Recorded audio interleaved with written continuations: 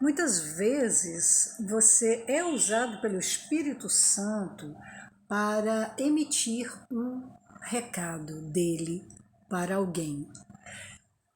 Se essa pessoa não tiver ouvidos para ouvir, como Jesus fala em Mateus 13, 9, essa pessoa vai ficar com raiva de você. E o que nós fazemos?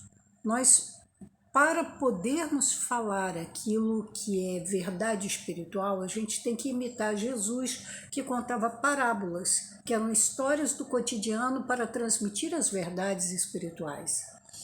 E se alguém não receber, a gente não pode se deixar paralisar pela mágoa, ressentimento ou até ódio da pessoa. A gente tem que seguir em frente.